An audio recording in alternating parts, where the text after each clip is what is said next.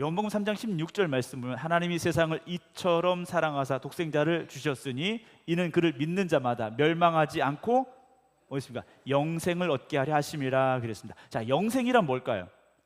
말 그대로 영원히 사는 것. 우리가 이렇게 쉽게 생각을 할 수 있죠.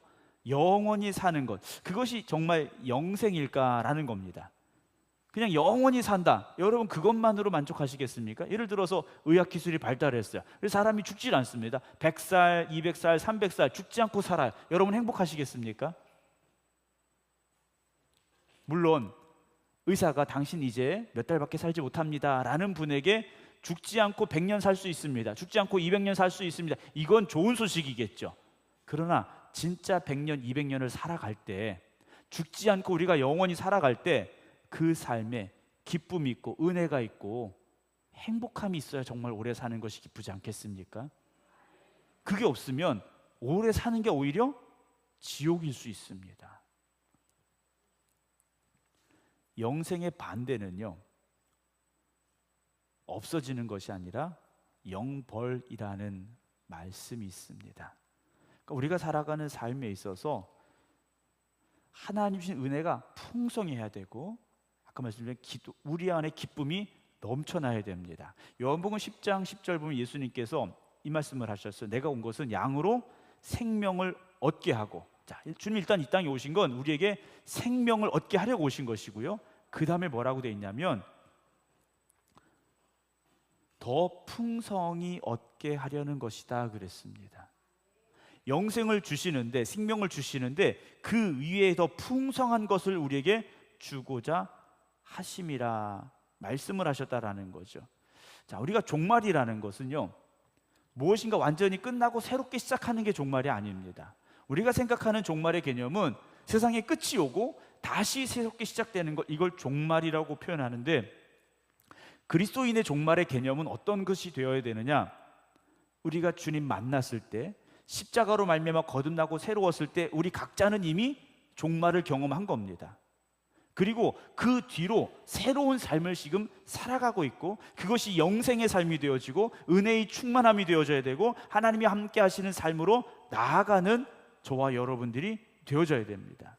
그게 바로 믿음 안에서 우리가 종말을 바라보는 관점이 되어져야 된다는 거죠. 그러니까 바울은 예수님 만남으로 인해서 어떻게 된 겁니까? 옛사람이 죽은 거지 않습니까? 그러니까 바울은 이미 종말을 경험한 사람이에요. 새로운 삶이 되었다라는 거죠. 그런데 예수 믿는다고 하면서 교회를 30년, 40년 다녔는데도 여전히 옛사람이 죽지 못한, 우리의 종말을 경험하지 못한 삶을 살고 있는 이들도 있다라는 겁니다. 사랑하는 성도 여러분, 요한계시록 21장 5절에 보라 내가 만물을 새롭게 하노라 그러셨어요. 저와 여러분들은 옛사람이 죽어지고 나의 과거는 이제 종말로 끝났고 새로워지고 풍성하여지는 축복이 있어야 됩니다. 그런 기쁨과 은혜가 교회 안에 충만해져야 됩니다. 근데 여전히 세상의 것이 우리 안에 있고 여전히 옛사람으로 살아가려고 하니까 교회를 다녀도 힘들고, 예배를 드려도 힘들고, 찬송을 해도 힘들고, 기도를 해도 힘들다라는 거죠. 여러분, 세상은 여전히 힘들고 어려운 게 맞습니다. 그러나 그 힘들고 어려운 현실 속에서 우리가 다시 주님 바라보고 기도할 때 우리 안에 새로운 힘이 솟아나는 사람은 이미 종말을 경험한 사람이고 주님이 주는 그 풍성한 은혜를 누리며 살아가는 사람들이라는 거죠. 로마서 12장 보면요, 너희는 이 세대를 본받지 말고 그랬습니다. 세상 것 본받지 말라는 겁니다. 세상 따라가지 말라는 겁니다. 오직 마음을 새롭게 함으로 변화를 받으라 그랬습니다. 종말의 삶을 우리가 살아가야 된다는 거죠. 나는 죽었고, 나의 과거는 죽었고, 옛사람은 죽었고, 나는 이제 새롭게 변화를 받았습니다 하면서요, 하나님의 선하시고 기뻐하시고 온전하신 뜻이 무엇인지 분별하도록 하라라고 바울은 말하고 있습니다. 사랑하는 성도 여러분, 오늘 저와 여러분들은 분명히 우리의 마음이 새로워져야 됩니다. 주님 앞에 나오기 전과 예배를 드리고 다시 세상을 향해 나아가는 마음이 달라져야 됩니다. 근데 말씀을 듣고도 그건 그냥 설교니까 하고 돌아가시면 안 돼요.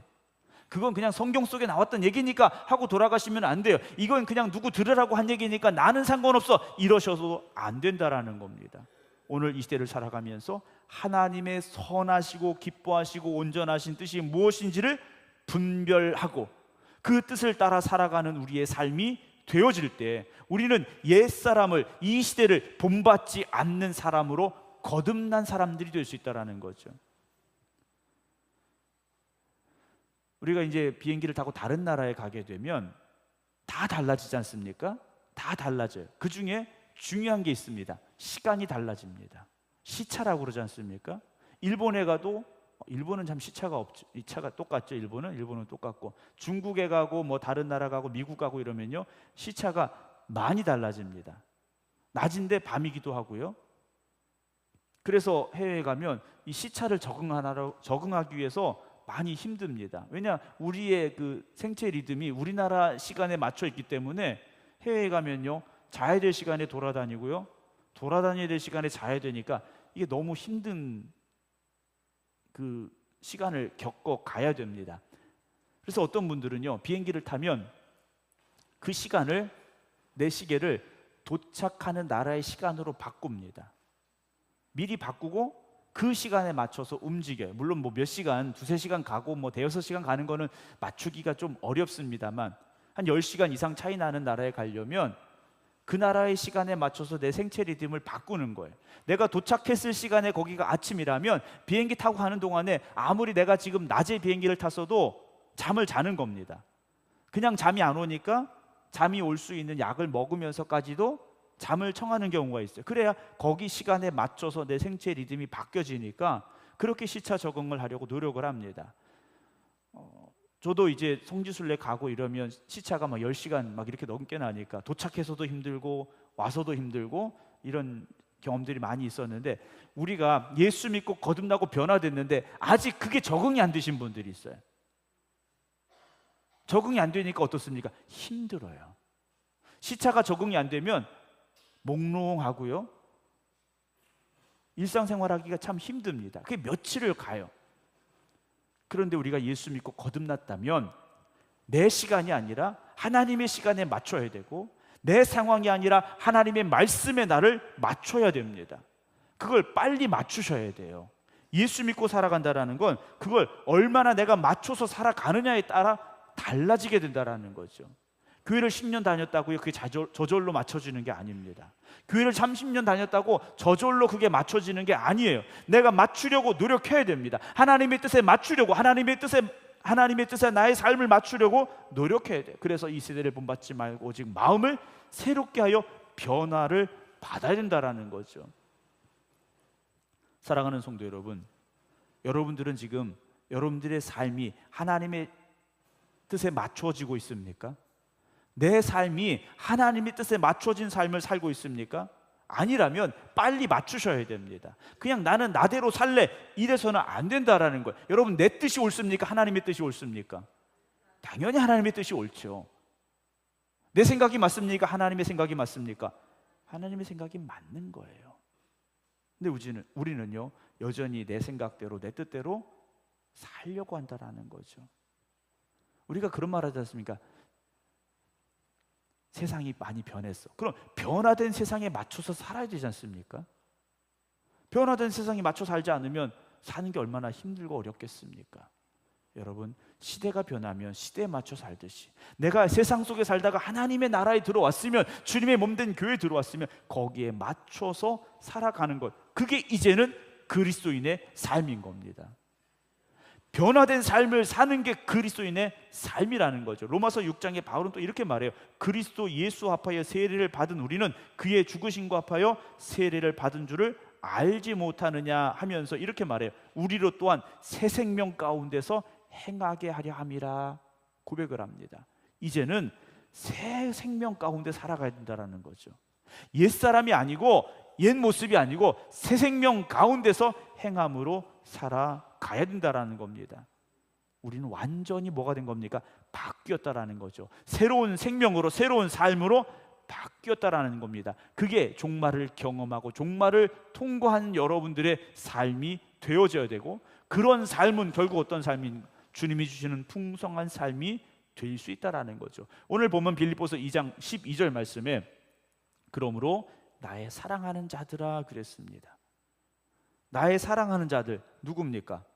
첫 번째는 빌립보 교회 성도들이겠죠. 빌립보 교회에게 보낸 편지이기 때문에 빌립보 교회 성도들일 거예요. 그러나 이 말씀을 오늘 2000년이 지났지만 저와 여러분들도 똑같이 읽고 있습니다. 그러면 나의 사랑하는 자들은 누구겠습니까? 저와 여러분들입니다. 저와 여러분들이에요. 그렇다면 너희가 나 있을 때뿐 아니라 더욱 지금 나 없을 때도 항상 복종하여 두렵고 떨림으로 너의 구원을 이루어라 라는 이 말씀을 우리는 지금 이루어가고 있습니까? 여러분, 우리는 첫 번째 뭐 해야 됩니까? 항상 복종해야 됩니다. 하나님의 말씀은 전적으로 복종해야 됩니다. 그냥 순종을 뛰어넘어서서 복종하라는 겁니다. 네, 아멘 소리가 역시 적으셔요. 네. 졸려서 그러신 거죠? 네. 생각은 안 그러시죠? 네. 하나님의 말씀은 순종을 뛰어넘는 복종이 되어져야 됩니다. 왜냐? 하나님은 나의 주인이시기 때문에, 나의 왕이시기 때문에 우리는 복종해야 되는데 항상이라고 바울은 말합니다.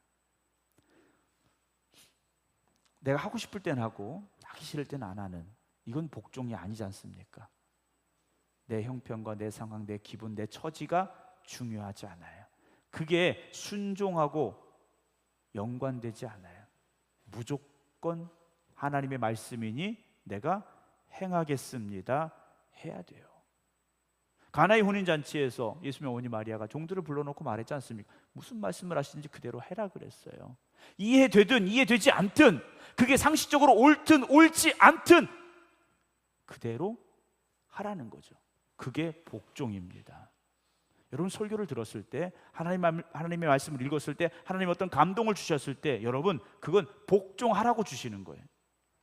생각해보고 할까 말까 이게 아니라는 겁니다. 맞기는 맞는데 지금은 아니다, 여러분 그건 복종이 아닙니다. 오히려 그런 마음이 들 때 더 여러분 순종하셔야 됩니다. 마음에 그게 부담이 될 때, 그게 오히려 마음에 거리낌이 될 때, 아, 내가 지금 잘못돼 있구나, 우리가 알아야 됩니다. 그럴 때 더 엎드려야 된다라는 거죠. 두렵고 떨림으로 라고 되어 있습니다. 여러분, 신앙생활은요, 두려움과 떨림이 있어야 됩니다. 신앙생활하면서요, 두려움과 떨림이 없어지면 어떻게 되느냐? 습관이 됩니다. 형식이 됩니다. 예, 이거 고장 나기 전에 설교 끝날 거니까 걱정하지 마시고요. 네, 예, 걱정은 하지 마세요. 네.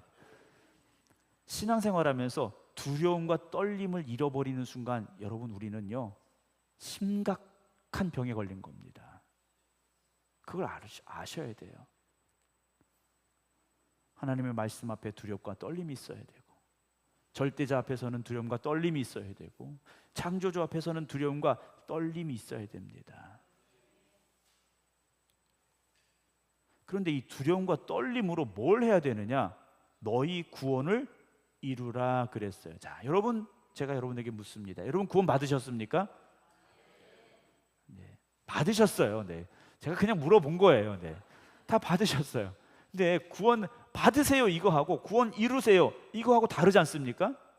구원 받으세요는 그냥 받으면 되는 거예요. 구원 내가 받았습니다 고백하면 되는 거예요. 근데 구원을 이루라는 말씀은 무엇이겠습니까?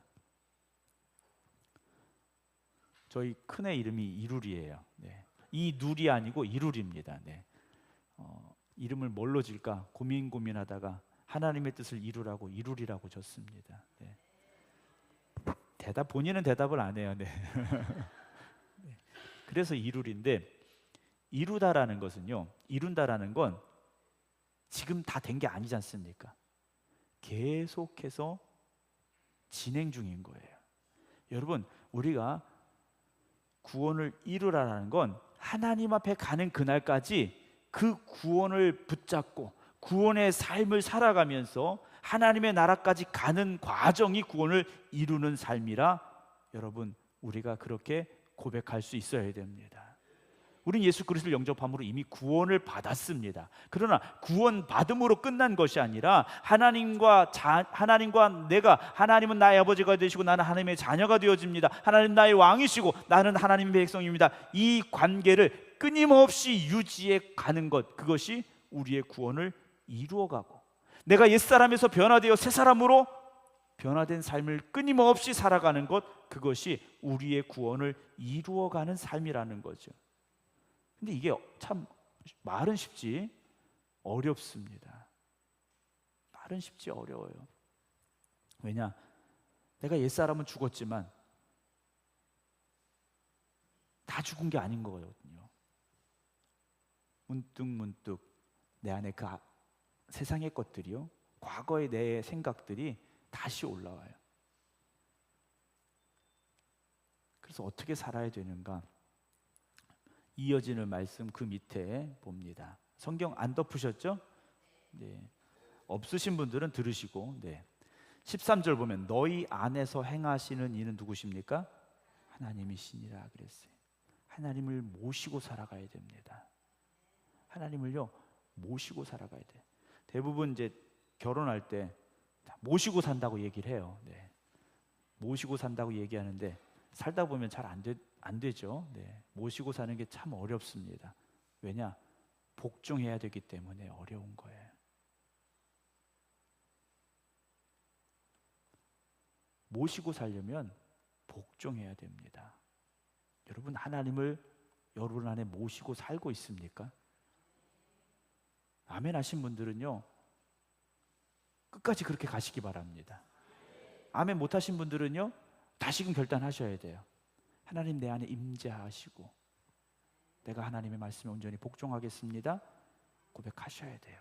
그런데요, 너희 안에서 행하시는 이는 하나님이시니, 이 말씀 속에 있는 게 뭡니까? 내가 주인이 되지 말아야 되는 겁니다. 내가 주인이 되면 내 기분대로 할 수밖에 없어요. 내 생각대로 할 수밖에 없어요. 자기의 기쁘신 뜻을 위하여 그랬습니다. 여러분, 나의 기쁜 뜻이 아니에요. 하나님을 기쁘시게 해드리는 것, 그리고 그것을 위해서 우리가 살아가게 하시는 것, 그것이 하나님이 우리에게 주신 하나님의 뜻이라는 것을 잊지 마시기 바랍니다. 우리는 원래 어떤 사람들이었는가? 제가 여러분들 과거를 잘 알아요. 두려우신가요? 과거를 안다고 하니까 두려우신가요? 제 과거도 똑같아요.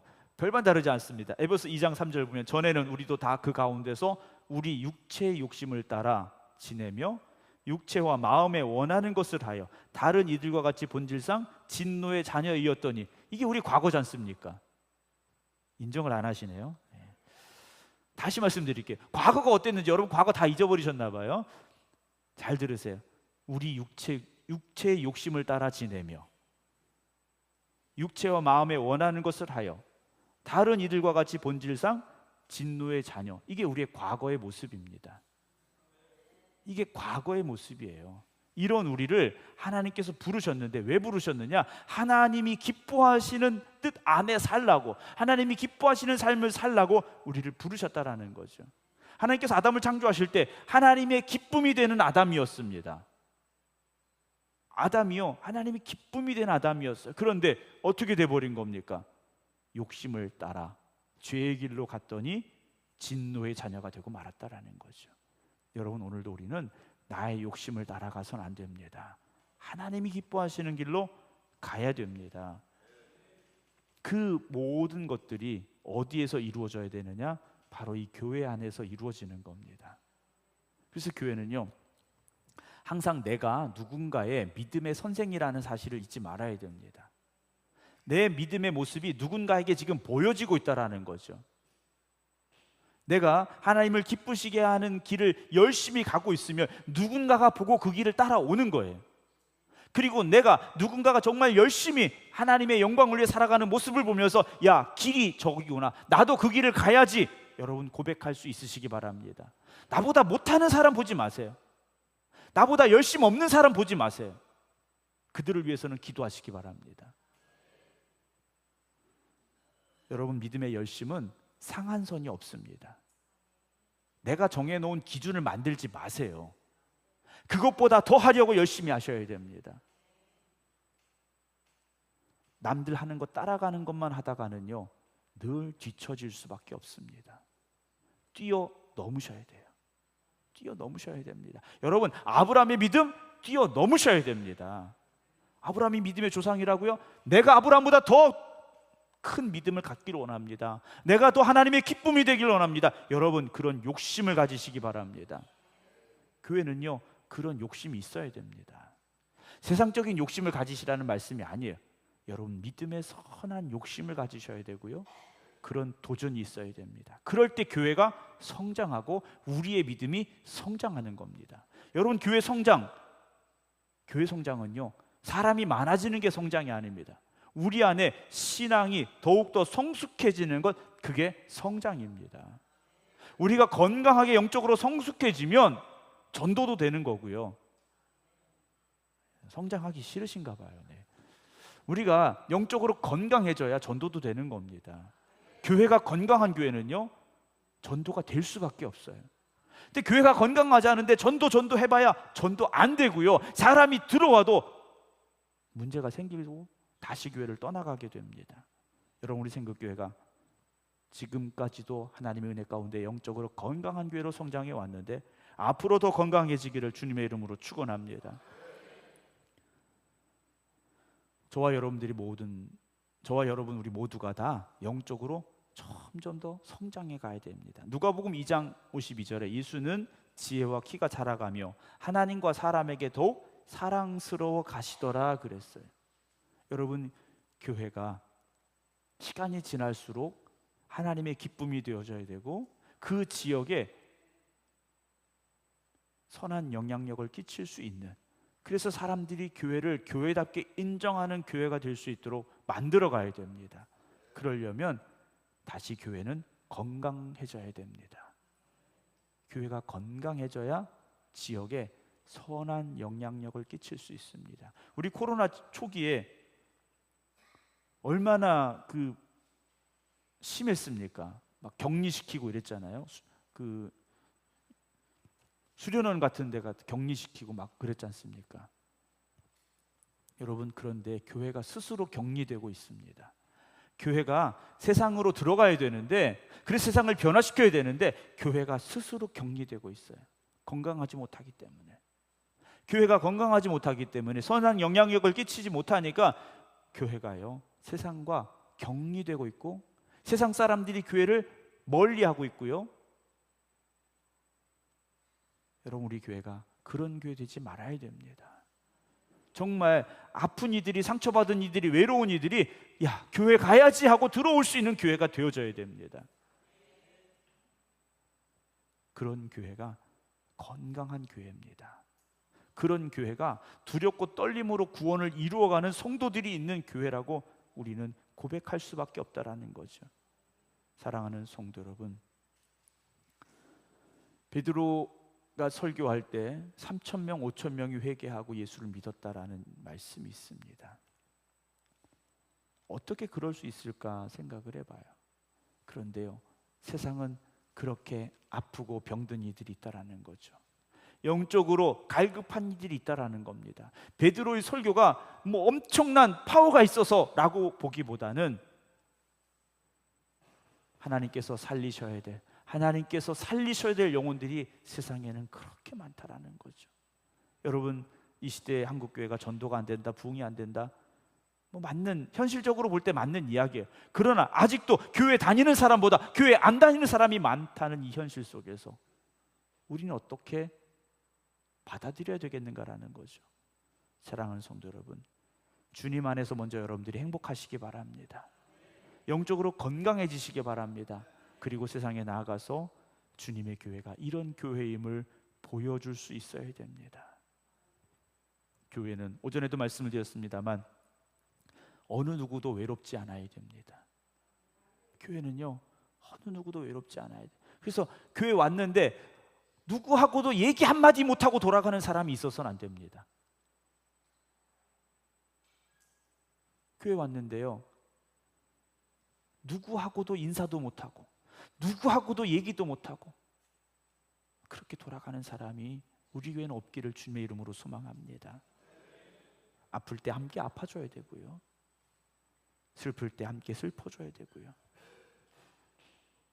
어려울 때 손을 잡아줄 수 있는 우리 교회가 되어져야 됩니다. 그런 교회는요, 계속해서 그 건강함을 지켜갈 수 있고 영적으로 성장하는 교회가 되어질 수 있습니다. 여러분, 우리를 부르시는 분은 하나님이십니다. 하나님이 우리를 부르셨습니다. 왜 부르셨습니까? 하나님의 선하신 뜻을 이루어가라고 우리를 이 교회로 불러주신 것입니다. 이 교회는 우리가 그 사명을 감당해야 할 교회인 것이고요. 그래서 여러분 각자를 통하여 우리 교회가 더욱더 건강해지고 여러분들이 세상에 나아가서 하나님의 몸된 이 건강한 교회를 증거하심으로 말미암아 죽어가는 영혼들이 구원받고 이 교회들로 회복되는 역사가 일어나기를 주님의 이름으로 축원합니다. 에베소 4장 22절 말씀 다시 보면요, 새 사람을 입어라 그랬습니다. 새 사람으로 살아가야 됩니다. 썩어져가는 구습을 따르는 옛사람이 아니라 그냥 그렇게 지금까지 살아왔으니까 그렇게 살자고 말하는 게 아니라, 그래 지금까지는 그렇게 살았지만 이제는 달라져야지 말할 수 있는 저와 여러분들이 되길 원합니다. 교회는 항상 변화되어져야 됩니다. 계속해서 새로워져야 됩니다. 오늘 저와 여러분들이 그런 변화됨이, 그런 새로워짐이 있게 되기를, 그래 세상의 빛과 소금이 되는 우리 생극교회 되기를 주님의 이름으로 축원합니다. 기도하겠습니다.